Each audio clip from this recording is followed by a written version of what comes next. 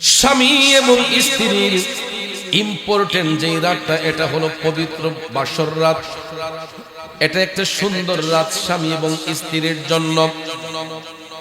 হযরতে হানজালা রাদিয়াল্লাহু তাআলা আনহু বিবাহের প্রথম রাত্রিতে আপন বিবির সঙ্গে তিনি বাসরে মিলিত হইলেন।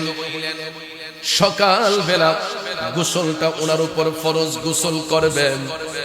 হঠাৎ করে জিহাদের ময়দানে যাওয়ার জন্য, জিহাদের ময়দানে শরীক হওয়ার জন্য মদিনার কামলিওয়ালা নবী, মায়ার নবী, দয়ার নবী হযরতে হানজালার নাম ধরে ডাক দিলেন, হানজালা।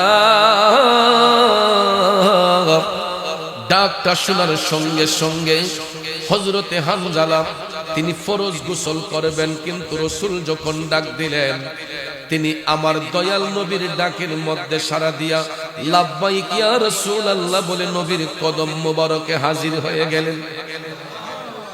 ভাইয়ের আমার, হযরতে হানজালার উপর গোসল ফরজ। আমার নবী জানেন কি জানেন না? এই বিশ্বাস আছে না নাই? আপনারা বলুন, রাসূল জানতেন কিনা? আমার কামলিওয়ালা নবী এক এক ভাবে উম্মতের ঈমান পরীক্ষা করতেন।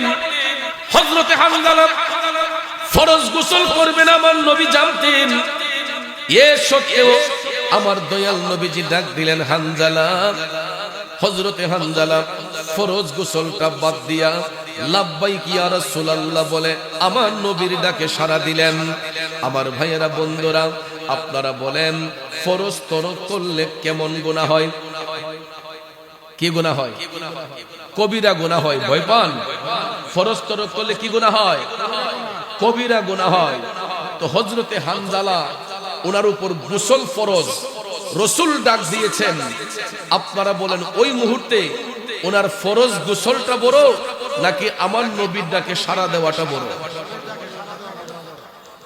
যদি বলি কেন নবীর ডাকে সাড়া দেওয়াটা বড়, উত্তরটা দিবেন কিভাবে? কারণ ফরজ তরক করলে তো কবিরা গুনাহ হয়। নবীর ডাকে সাড়া দেওয়ার মানেটা কি? কারণ ভাইয়ার আমার, ফরজ বলেন, ওয়াজিব বলেন, সুন্নত বলেন, নফল বলেন, মুস্তাহাব বলেন, এই সব কিছু হইছে আমল, আর আমার নবী হইছে ঈমান। ফরজ, ওয়াজিব, সুন্নত, নফল, মুস্তাহাব এসব কিছু হইল আমল, আর আমার নবী হইছে ঈমান। আপনারা বলেন ঈমান বড় না আমল বড়? ঈমান বড় না আমল বড়?